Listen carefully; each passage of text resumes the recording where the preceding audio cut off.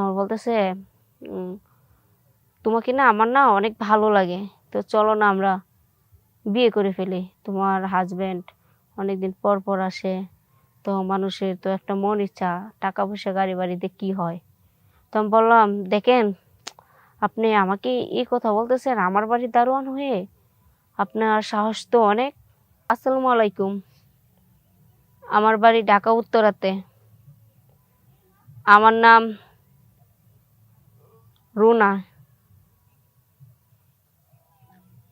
আমার নাম রুনা। তো আমার জীবনে একটা ঘটনা ঘটেছে, সেই ঘটনাটা আপনাদের মাঝে তুলে দেওয়ার জন্য চেষ্টা করতেছি।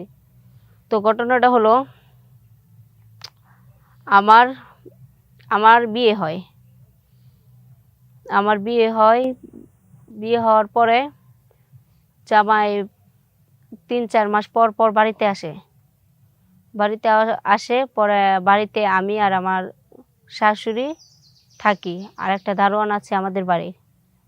দারোয়ানকে কাঁচা বাজার বিভিন্ন ধরনের বাজার টাজার করায়। তো করানোর পরে আমার জামাই চাকরি করে, সরকারি চাকরি করে, ওরে দিয়ে সব কিছু করায়। আমার জামাই 3-4 মাস পর পর আসে বাড়িতে, এমন আছে বছরের পর আসে, তো এটা কিন্তু বলা যায় না। কিন্তু আমার দারোয়ানে আমাকে বের হলে জানি একটা কোনো মানে অন্য নজরে দেখে। আমি তখন বুঝতে পারি না, আরে দারোয়ান, আমার বাড়ির দারোয়ান আবার কোন নজরে তাকাবে সেটা কি আমি ভাবতে পারবো? কেউ কি ভাবতে পারবো? সে আমার বাড়ি কাজ করে। আচ্ছা, এভাবে যাই, অনেক দিন গেল। যাওয়ার পরে এভাবে যাই, যাওয়ার পরে তাকেও জানি আমার কিভাবে জানি সে আমারে অফার দিছে। তো আমার বলতেছে উম, তোমাকে না আমার না অনেক ভালো লাগে, তো চলো না আমরা বিয়ে করে ফেলি। তোমার হাজবেন্ড অনেকদিন পর পর আসে, তো মানুষের তো একটা মন ইচ্ছা, টাকা পয়সা গাড়ি বাড়িতে কি হয়। তো আমি বললাম, দেখেন আপনি আমাকে এই কথা বলতেছেন আমার বাড়ির দারোয়ান হয়ে, আপনার সাহস তো অনেক। পরে সে বলতেছে, আমি কি দারোয়ান হলেও কি আমি মানুষ না? আমি তো মানুষ একজন, এভাবে কি অবহেলা করা যায়? দেখো না, তোমার মাথাটা শান্ত করো, শান্ত করো, তুমি একটু ভাবো। তোমার জামাই একটা বিএপি চাকরি করে দেখে সে একটু ভালো, কারণ আমি তোমার বাড়ির দারোয়ানের চাকরি করি দেখে তুমি এইভাবে আমার অবহেলাটা করতে পারলা? তো এভাবে গেলো। যার পর আমি বলছি, দেখেন আপনি আমার বাড়ির কাজ করেন, বাড়ির কাজ মতনই চলাফেরা করেন, তো আপনি এরকম কথা আমাকে বললেন না। তো আমার এরকম ধরনের কথা ভালো লাগে না। আমার জামাই জানতে পারলে আমাকে এ বাড়ি থেকে এখনই বের করে দিবে। আপনি কি চান আমার ঘরে আগুন লাগুক? আর আগুন লাগেও কি আপনি ভালো থাকতে পারবেন? সেটাও আপনাকে আমি দিব না। পরে সে ওরে আমি অনেক কিছু বলি, না আমাকে বলে, না তোমার উপর আমি ক্রাশ খাইছি, অবশ্যই তোমাকে আমার ভালো লাগছে, তুমি যদি বলো তোমার জন্য জীবন দিতে আমি জীবনও দিতে আমি রাজি, কিন্তু তুমি একবার আমাকে বলো। পরে আমি ভাবতে থাকি আমি বলছি, যান এখন, আমার মেজাজটা গরম আছে, আপনি যান, পরে আসেন। পরে আমি ভাবতে বলি, আমারে একটা সাধারণ একটা দারোয়ান, তো সে আমারে অফার দিছে, সে অনেক তো বুঝাইছে ঠিকই, তো মানুষ তো দারোয়ান, যে যেটা কর্ম, তো সে তো মানুষ, সে তো মুসলিম, সে তো মানুষ, তো মানুষটা তো মানুষ, এইভাবে অবহেলা করাটা ঠিক না। তো আমার দারোয়ান আমার সাথে এইভাবে এইভাবে দিন যাইতে থাকে, আরেকদিন প্রস্তাব দেয়, আমি প্রস্তাবে রাজি হয়ে যাই। মানে রিলেশন অনেক বিভিন্ন জায়গায় ঘুরতে যাই অনেক কিছু তার নিয়ে অনেক এনজয় জীবনে করছি। করার পরে হঠাৎ করে আমার জামাই আসে। তো আমার জামাই আসে, আসে আর এই ফ্যামিলিতে খেয়ে বুঝে, ফ্যামিলিতে এসে বলতেছে, আমার শাশুড়ি বলতেছে ওর মানে বাড়িটা আমার জানি কেমন লাগতেছে। পরে আমার শাশুড়ি বলল, কি কস, বাড়িটা কেমন লাগবে? না, দেখো আমার বাড়িটা কেমন জানি লাগতেছে।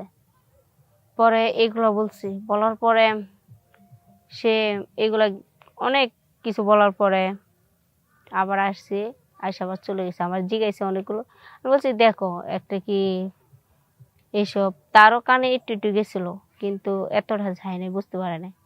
আমি বলছি এটা দারোয়ান, দারোয়ানের সাথে কি কেউ কি যাবে? আমার বাড়ি তোমার বাড়ি কাজ করে, এগুলোর সাথে কি রিলেশন করা যাবে?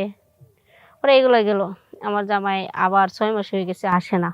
তারপরে আমি ওর সাথে আমি রিলেশনে আমি জড়িয়ে যাই। জড়িয়ে যাওয়ার পরে তার তারপরে তার সাথে কথা হয়, মেসেজ হয়, দেখা হয়, আমার বাড়িতে অনেক কিছু তার সাথে হয়।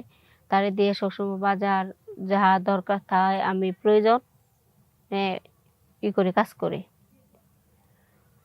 পরে একদিন সে হঠাৎ করে অন্য একটা পর্যায়ে চলে যায়। অন্য পর্যায়টা হলো সে আমার একটা অফার দিছে। সে অফারে আমি মেনে ফেলছি। মেনে ফেলার পরে পরে পরকীয়ার ভিতরে সে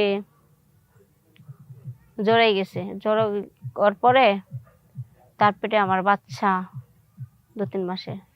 তো আমার জামাই আসে, আমি বমি করি, আমার ভাবটাই অন্যরকম। বাচ্চা হলে তো মেয়েদের ভাব অন্যরকমই থাকে, খাইতে পারে না, চলতে পারে না। পরে আমার জামাই বলে আমি এতদিন পর পর আসি, মানে আমার জামাইও বুঝতে পারে না, যেহেতু জামাই আছে এটা বুঝবে, ধরার তোই নাই, হলে বাচ্চা হলে হইতে পারে জামাইয়ের। তো জামাই আর ধরতে পারে নাই। তো না ধরার কারণে পরে জামাই খালি তোমার মন মরা থাকো, পেরেশানা থাকো। আমি তো জানতেই আছি, কারণ আমার জামাইয়ের বাচ্চা না, এটা অন্যজনের বাচ্চা, সেটা কি আমার জামাই মানতে পারবো? পরে আচ্ছা যাই হোক, সেইভাবে গেল। যাওয়ার পর তার সাথে কথা বলে মানুষেও ধরে গেলে মানুষে দাঁড়ায় দেখে, কি একটা চ্যাংড়া ছেড়ি আর কি একটা দারোয়ানের সাথে, এই বুড়ো একটা চ্যাংড়ার সাথে একটা যুবতী মেয়ে নিয়ে ঘুরে, কি শখ এদের। তখন মানুষ আমার দিকে তাকায় দেয়, তখন তো আমি বুঝতেই পারি আমার থেকে বয়স তার বেশি, আমার কম। কম থাকলে তখন আর কি কি করার আছে? তখন মানুষে বাজে মন্তব্য করলেও করুক, সেটা আমার দেখার বিষয় না। পরে এইভাবে যাইতে থাকে। পরে আমার জামাই আবার আসে। আসার পরে তখন আমার 6-7 মাস হয়ে যায়। হয়ে যাওয়ার পরে আবার যাই। পরে আবার তার সাথে আমি আমার বয়ফ্রেন্ডের সাথে, দারোয়ানের সাথে দেখা করি, এটা এটা গেল। পরে আপনার 1 বছর হয়ে গেল, আমার বেবি হলো। বেবি হওয়ার পরে আপনার আমার জামাই আসলো।